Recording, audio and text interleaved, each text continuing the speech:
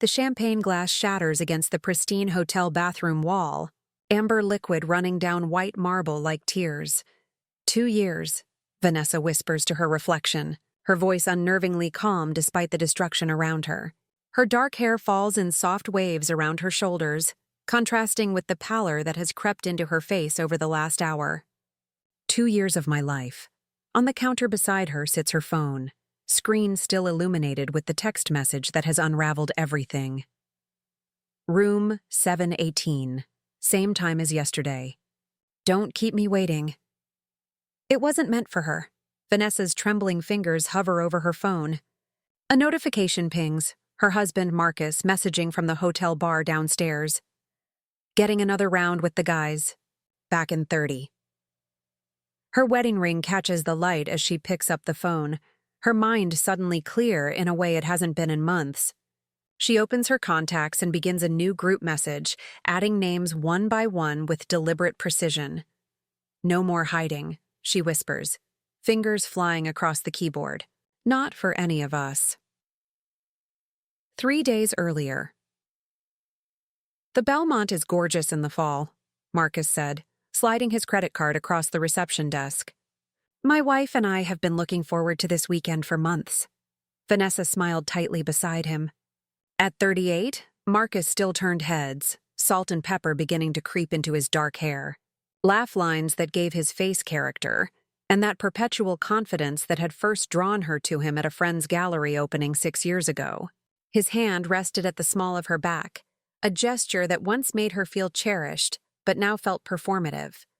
Celebrating anything special? The receptionist asked, her practiced smile revealing perfect teeth. Our 5th anniversary, Marcus answered smoothly. Vanessa felt the familiar twist in her stomach. Their actual anniversary had been 3 weeks ago. Marcus had been stuck in Seattle on business. She'd spent the evening alone with a bottle of wine, scrolling through their wedding photos, wondering when the distance between them had become so vast. We've upgraded you to one of our Lakeview suites, the receptionist continued. Perfect for a romantic weekend. Romantic. The word hung in the air like an accusation.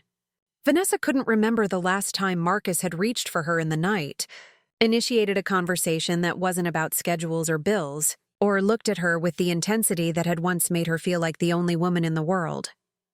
That's very kind, Vanessa replied, finding her voice. This weekend means a lot to us. It was true, though not in the way the smiling receptionist might imagine. This weekend was Vanessa's last attempt to save their marriage. 3 days at the luxury resort where they'd honeymooned, away from work distractions and the beautiful but sterile home they'd built together. 3 days to determine if there was anything left to salvage. Your room is ready.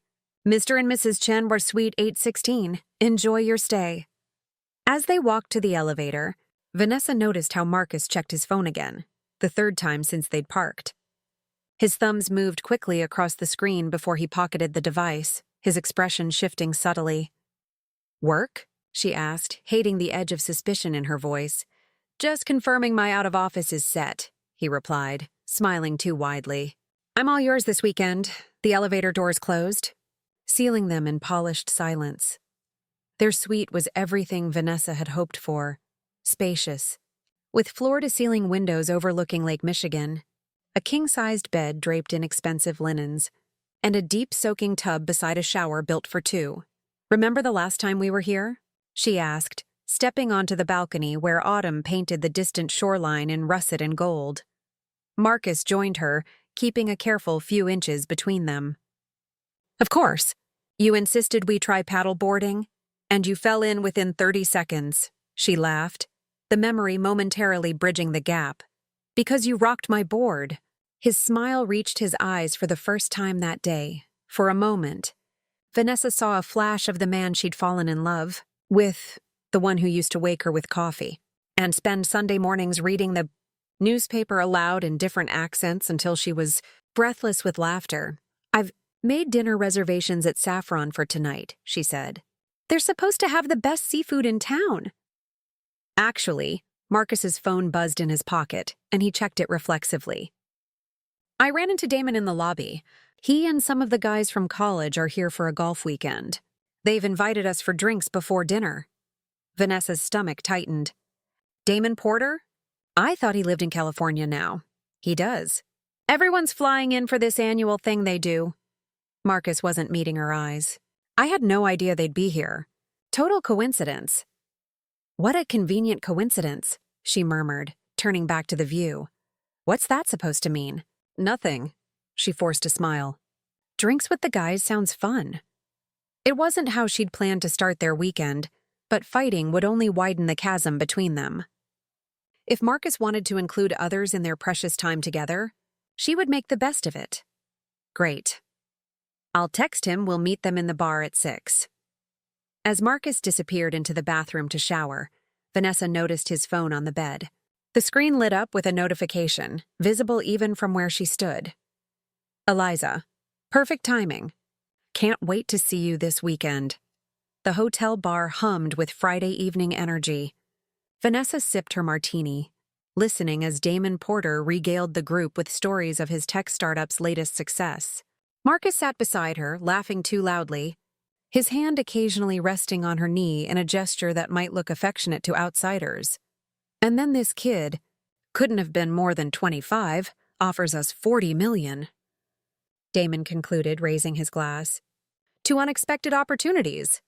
To opportunities, the group echoed. Vanessa studied the men around the table. Damon she recognized from photos, though they'd never met. Marcus's college roommate who'd gone west after graduation. The others were strangers. Ryan, a heavyset man with kind eyes.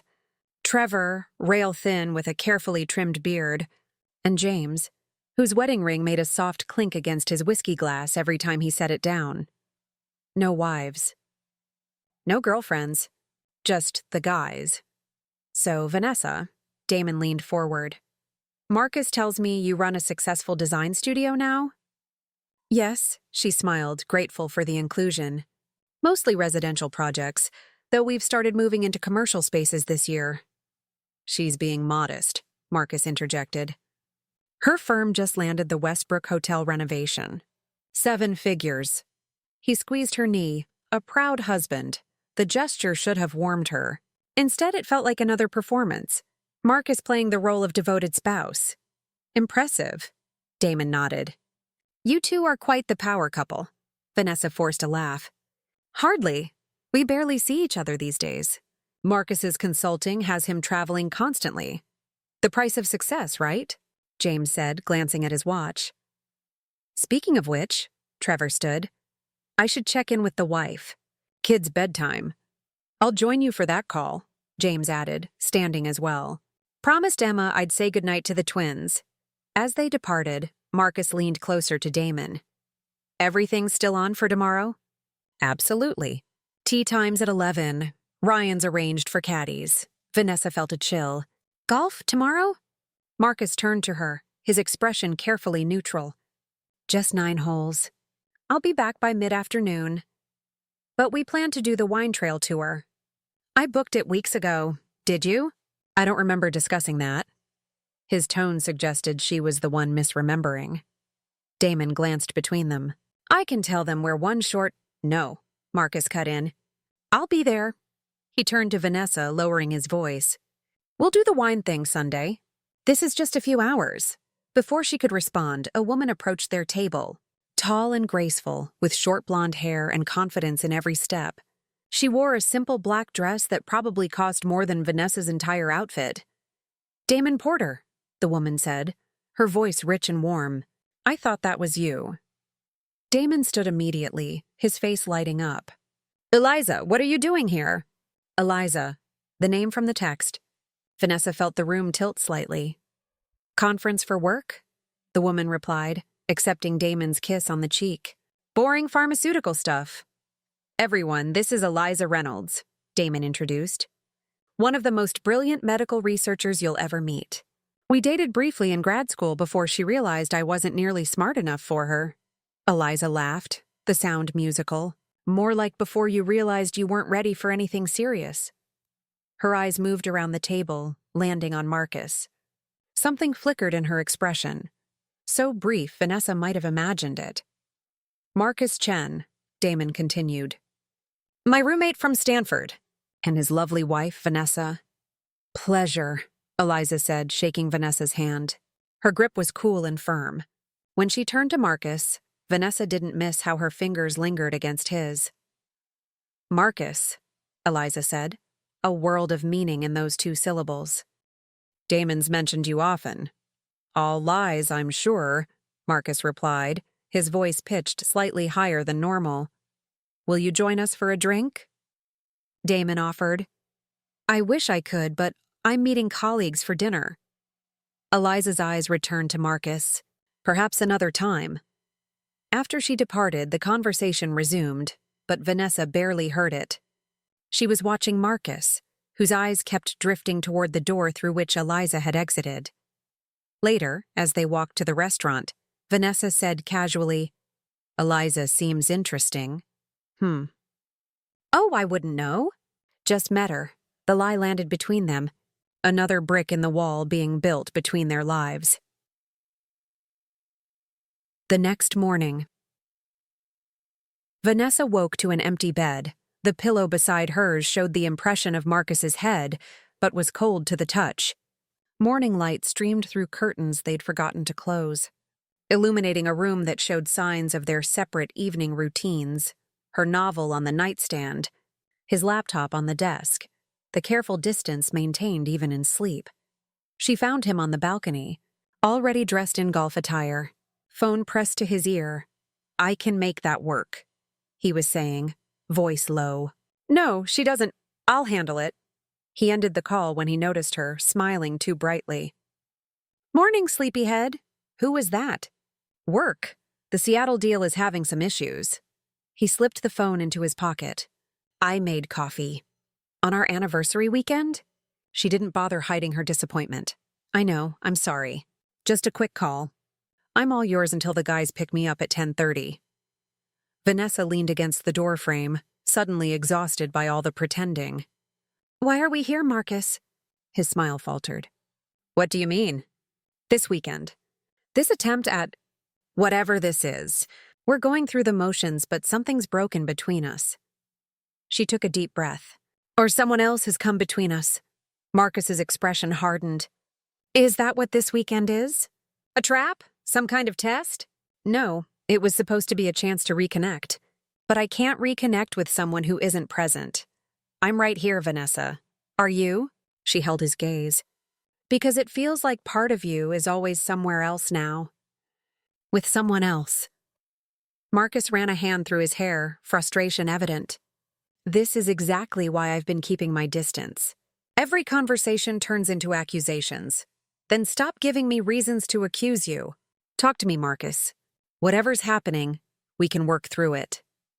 For a moment, vulnerability flickered across his face, something like regret or sadness.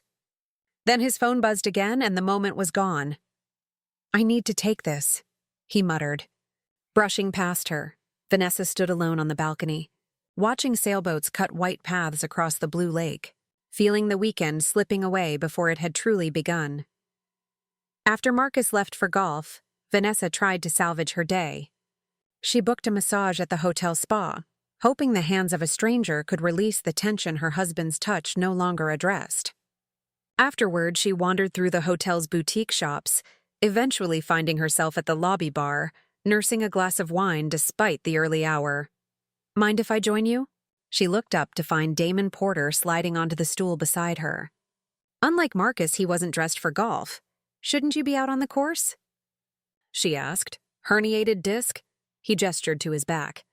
Doctor says golf is out of the question for at least another month. Vanessa set down her glass. But Marcus said, I know what Marcus said. Damon's expression was sympathetic. That's why I wanted to find you. A chill ran through her. What's going on, Damon? He signaled the bartender for a drink before answering. How long have we known about each other, Vanessa? Through Marcus, I mean. 6 years, since before we were engaged. And in those 6 years, have we ever met? The question hung between them. No, she finally admitted. Marcus always said you were too busy when we visited California, or you had to cancel last minute when you came to Chicago. Damon nodded. accepting his whiskey from the bartender. That's because I didn't exist. Not as his friend, anyway. He took a deep breath. I'm not here with college buddies. I'm here for a pharmaceutical conference. I'm a sales rep for Navarus. I don't understand. I met your husband for the first time yesterday. In the elevator. He recognized my name badge from somewhere and struck up a conversation like we were old friends. Damon swirled his drink. I played along, figured he had confused me with someone else. But then he asked for a favor, to back up his story about a golf outing. Offered me $200. Vanessa felt the ground shifting beneath her. And the others? Ryan, Trevor, James. Other conference attendees.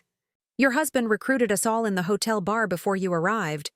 Promised to cover our drinks for the weekend. He looked genuinely remorseful. I didn't realize what I was getting into until I saw how he looked at Eliza. She's our regional director. Vanessa took a long sip of her wine, letting the information settle. Why are you telling me this? Because I've been where you are. My ex-wife had a whole fabricated world. Friends I never met. Work events that didn't exist. He shook his head. By the time I figured it out, she'd emptied our accounts and disappeared with her real partner. I lost everything because I ignored the signs. How do I know you're telling the truth? Maybe Marcus put you up to this. Some kind of sick test. Damon pulled out his phone and opened his email, showing her the conference registration. Then he pulled out his Novaris employee badge with his photo and credentials. I'm not saying I know what's going on in your marriage, he said gently. But no one goes to this much trouble to create an alternate reality unless they're hiding something significant. Vanessa stared at the amber liquid in her glass, seeing the last 5 years of her life through a new lens. The late nights at the office, the business trips that seemed to multiply, the growing emotional distance, the unexplained charges on their credit card that Marcus always had plausible explanations for. I should go, she said suddenly, gathering her purse. Thank you for being honest. Vanessa, Damon called as she stood. Whatever you decide to do, be careful. People who construct elaborate lies don't react well when their worlds collapse. Back in the suite, Vanessa moved in a daze. She sat at the desk where Marcus had left his laptop and stared at the closed lid, the barrier between her reality and his secrets. They'd never kept passwords from each other, a transparency they'd agreed upon early in their marriage. With trembling fingers, she opened the computer and typed in the password, the name of his childhood dog followed by his birth year. The screen unlocked, revealing dozens of open browser tabs. Most were innocuous, work emails, sports scores, news sites.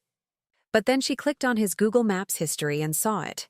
Frequent visits to an address in Winnetka, an upscale Chicago suburb 30 minutes from their downtown condo. Next, she opened his calendar. Golf games supposedly with Damon and the guys was nowhere to be found. Instead, the day's entry simply read, E718, room 718, 2 floors below their anniversary suite. With growing numbness, Vanessa checked their joint bank account. Regular withdrawals of $5,000 every month for the past year, transferred to an account she didn't recognize. Finally, she opened his text messages. Eliza. Perfect timing. Can't wait to see you this weekend. Marcus. Never thought I'd be grateful for a work conference. Room number? Eliza 718. I've already checked in. Marcus. Keeping my story simple. Old college friends, golf outing. V suspects nothing. Eliza, be careful. These weekends are our time. Don't let her ruin it. Marcus. 2 more months, baby. Then we're free. 2 more months. Vanessa's mind raced. What was happening in 2 months? She scrolled further back in the conversation, finding her answer in fragments. Eliza. House closing is set for January 5th. Marcus. Perfect. I'll have everything moved by then. The papers will be ready to go. Eliza. Have you figured out how to handle the finances? Marcus. Working on it. Need to protect what's mine before I tell her it's over. Divorce. He was planning to divorce her in January after systematically hiding their assets. And this woman, this Eliza, had been in the picture for how long? Scrolling through 2 years of messages provided the painful answer. 2 years of lies. 2 years of her husband living a double life while she tried desperately to save a marriage that he had already abandoned. Vanessa closed the laptop just as her phone buzzed with a text from Marcus. "Finishing up soon. Meet me at the restaurant for dinner at 7?" She stared at the message, her shock giving way to something darker and more determined. The faithful, trusting wife who had arrived at the Belmont yesterday was gone. In her place stood a woman with nothing left to lose. Vanessa. Smoothed her black dress, the one Marcus had always said made her look elegant, and checked her appearance one last time. She'd applied her makeup with particular care, adding a red lipstick she rarely wore. If her marriage was going to implode tonight, she would face it looking her best. She'd spent the afternoon methodically gathering evidence, photographs of text messages, screenshots of bank transfers, and most damning of all, a recording from her confrontation with the front desk. "I seem to have lost my room key," she'd said with embarrassment. "Room 718? I'm Eliza Reynolds." "Of course, Ms. Reynolds. I'll need to see some ID." "That's the problem. My purse is in the room with my husband, Marcus Chen." The clerk had hesitated, then said, "I see Mr. Chen is registered with us, but in room 816, not 718. "Oh, that's his room with his wife," Vanessa had replied, watching comprehension dawn on the clerk's face. We have our own arrangement." The shame of that moment had hardened her resolve. She'd returned to their suite, changed her outfit, and made one crucial phone call to her attorney before sending a seemingly innocent text to Marcus. "Looking forward to dinner. Going to run down to the lobby for some pain relievers first. See you at the restaurant." Now, standing in the elevator, Vanessa pressed the button for the 7th floor instead of the lobby. The car descended, her heart pounding with each passing floor. When the doors opened, she walked purposefully down the hallway, stopping at room 718. She raised her hand to knock, then hesitated. The familiar sound of Marcus's laughter filtered through the door, followed by a woman's voice. They were in there together, enjoying the fruits of their deception while she had been upstairs, planning a romantic dinner to save their marriage. Vanessa pulled out her phone and opened the messaging app. With steady fingers, she created a new group, The Truth About Marcus Chen. She added 3 names, Damon Porter, who had shown her kindness and honesty, Catherine Chen, Marcus's mother who had always treated Vanessa like a daughter, and finally, Louis Abernathy, their mutual friend who had introduced them 6 years ago and was now Marcus's business partner. Then she began typing. "I apologize for the unexpected group message, but I believe you all deserve to know the truth. My husband Marcus has been having an affair with Eliza Reynolds for 2 years while systematically hiding our marital assets. I'm standing outside their hotel room right now, room 718 at the Belmont, where Marcus brought me to celebrate our anniversary while meeting his mistress."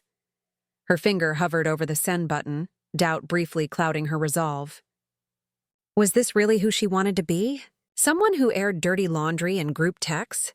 Then she heard Eliza's voice again, muffled through the door. "January can't come soon enough. I'm tired of being the other woman." Vanessa pressed send. She waited exactly 30 seconds before knocking on the door. The door swung open, revealing Marcus in a hotel bathrobe, his expression shifting from expectation to shock. "Vanessa," his voice cracked on her name. "What are you—" "Hello, Marcus." She smiled, a calm settling over her.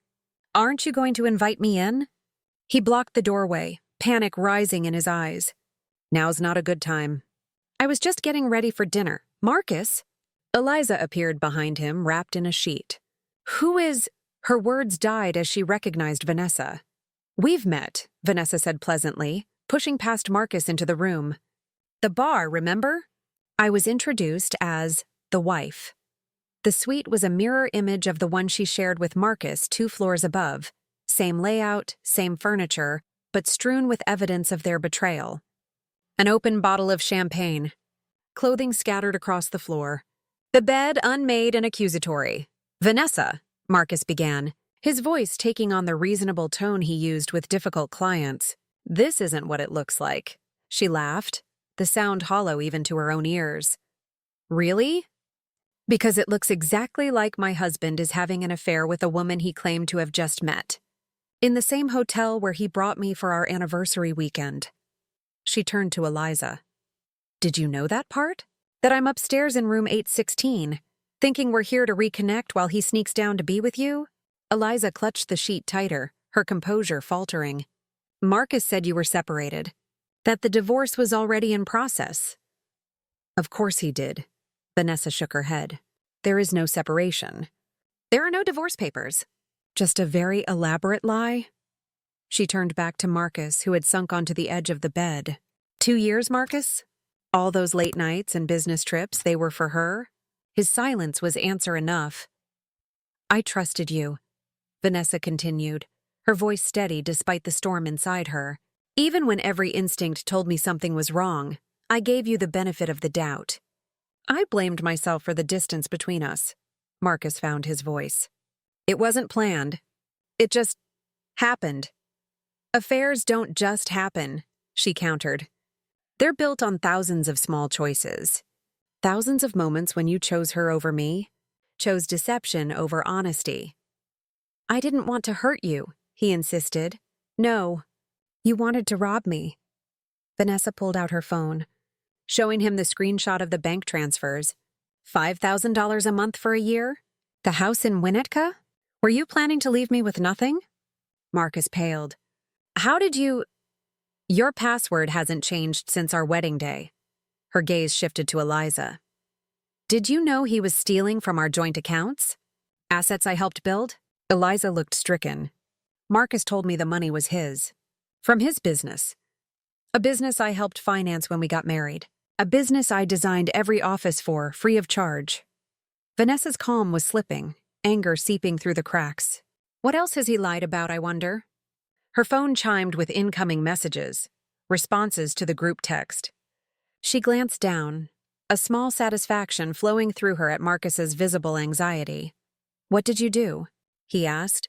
I created a group message. With your mother, Louis, and, ironically, the real Damon Porter.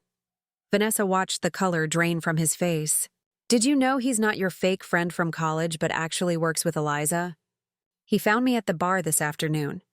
Told me everything. Marcus stood abruptly. You had no right. I had every right. Her voice rose for the first time. You've been living a double life, Marcus. Planning to discard me like I meant nothing after 6 years together.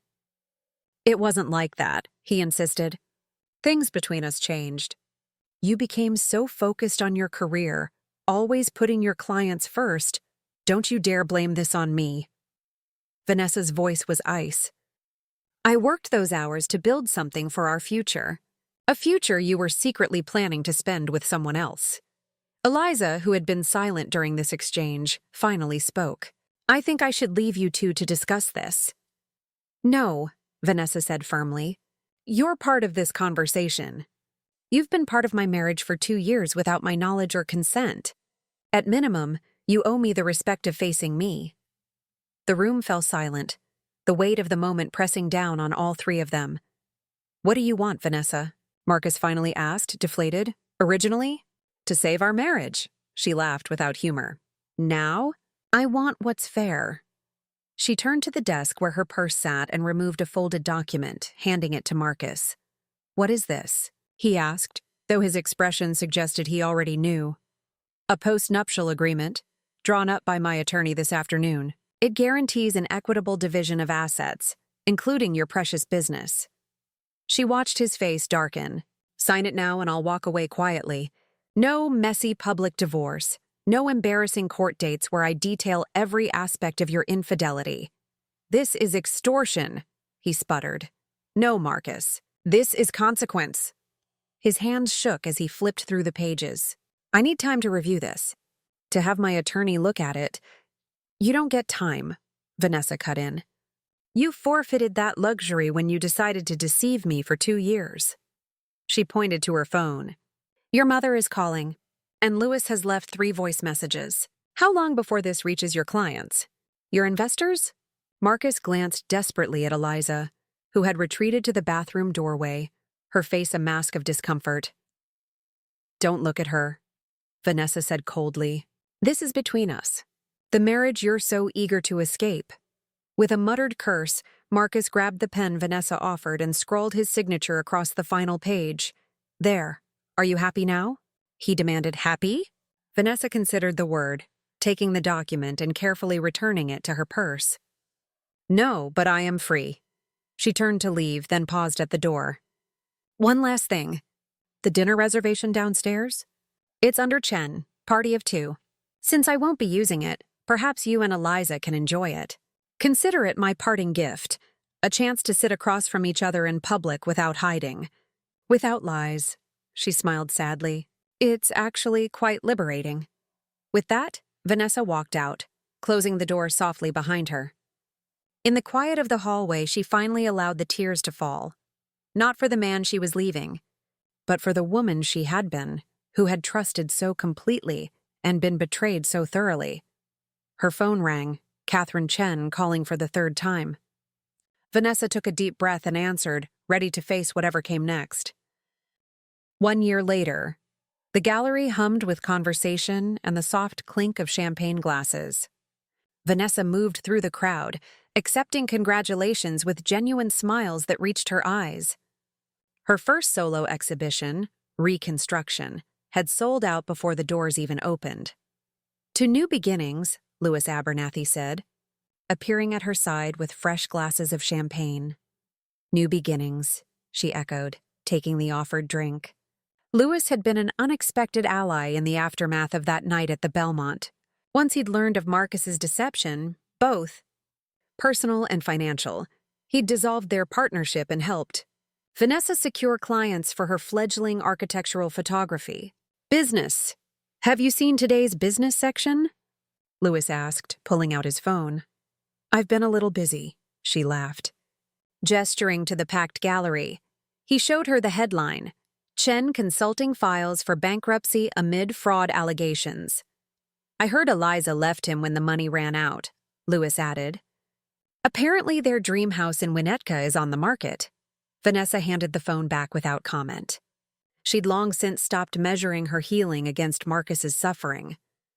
His choices had consequences, just as her choices had led her here, surrounded by friends, celebrated for work that fulfilled her, and finally at peace with the past.